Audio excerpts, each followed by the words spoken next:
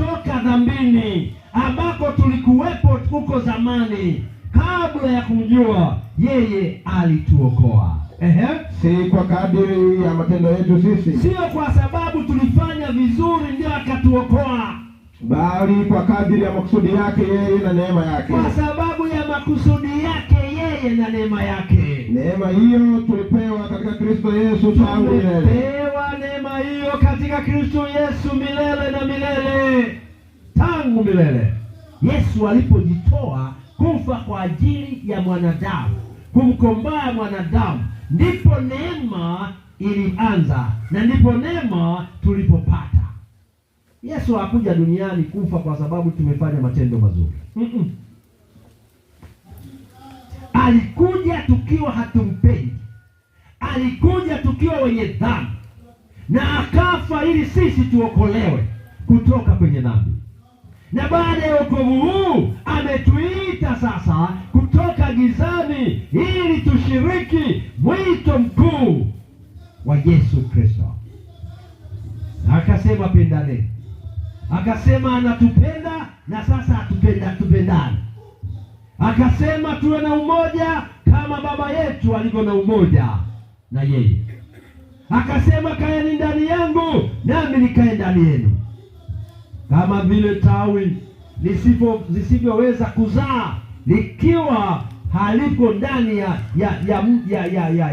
shina, ili lizae matunda lazima liwe ndani ya shina. Kadhalika na sisi, wapendwa, tumeokolewa ni kwa neema ya Yesu Kristo. Ni Yesu alituokoa. Wengine hapa walikuwa katika mazingira mabaya sana, magumu sana, lakini Yesu ameokoa. Adamu aliposhindwa, Yesu alituokoa kwa kifo pale msalabani na ufufuo. Alifunua upendo wa Baba yake kwa ulimwengu. Alitimiza madai ya sheria katika kitabu cha Warumi 23 fungu la 6, ya Warumi 6 fungu la 23.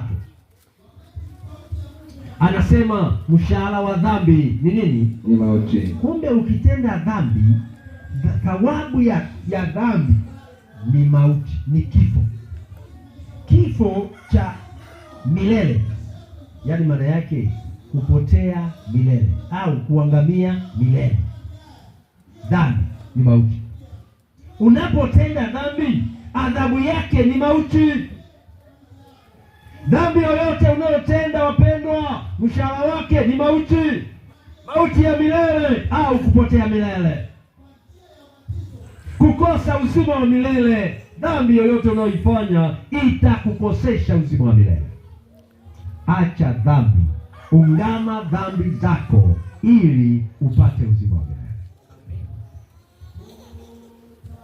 Neema, upendo, huruma vimenipatia tumaini. Neema ya Yesu Kristo na upendo wa Yesu Kristo na huruma yake vimenipatia mimi, vimekupatia wewe tumaini. Bila neema ya Yesu, bila upendo wa Yesu, bila huruma wa Yesu, leo usingekuwa na matumaini. Una matumaini kwa sababu ya neema ya Yesu. Tumaini langu limejengwa juu ya Yesu.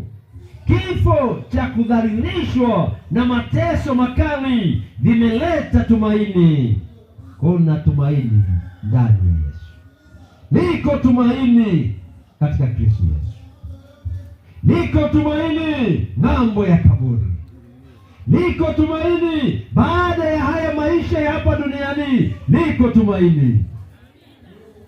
Tumaini langu ni katika Yesu Kristo. Kwa hiyo nikimwamini Yesu Kristo, kwa tumaini langu nililonalo nikaliweka ndani ya Kristo, ninajua ya kwamba mimi nimemchagua Yesu kuwa Bwana na Mwokozi wa maisha yangu, na kwa sababu hiyo nitasalimisha maisha yangu kwake.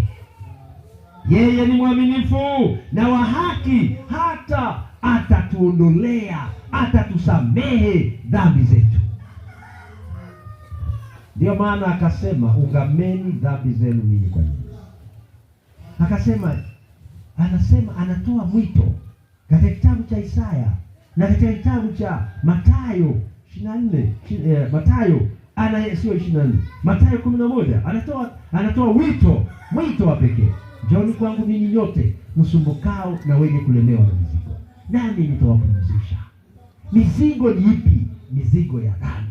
Hii mizigo yenyewe haikai kichwani, haikai mabegani, haikai mgongoni, haishikwi kwa mikono, iko ndani ya mioyo yetu. Kuna watu wamebeba vitu ndani ya mioyo yetu. Kuna watu wana mambo mazito makubwa yamelelea mioyo yao. Wamekosa amani, wamekosa furaha kwa sababu ya mambo yaliyo ndani ya mioyo yao. Hiyo Yesu anasema njooni na hiyo mizigo nami nitawapumzisha. Haleluya! Lete mizigo yako kwa Yesu, mkabidhi. Hayo yote unayoyaona ni madogo sana mbele ya Bwana. Wewe unapoona ni milima mikubwa, hautatoboa, hautaweza, ukienda kwa Yesu ni kitu kidogo sana.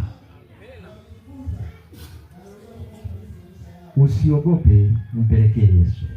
Ndiye anayeweza. Yesu anayaweza yote.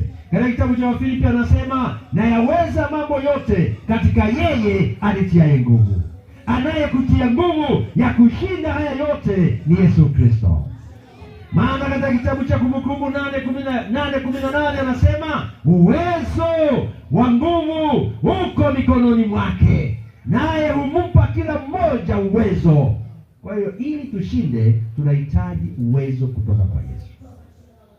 Tutapataje uwezo kutoka kwa Yesu? Ni pale tunapomlilia, ni pale tunapomuomba, ni pale tunapomhitaji katika maisha yetu, ni pale tunapojisalimisha kwake. Mwamini Yesu naye atakuwezesha katika matatizo yote na mambo yote yaliyo magumu. Mwite Yesu naye atakuitikia. Nasema kaniite wakati wa mateso. Yesu anataka tumwite wakati wote, yuko macho, yeye asiyelala.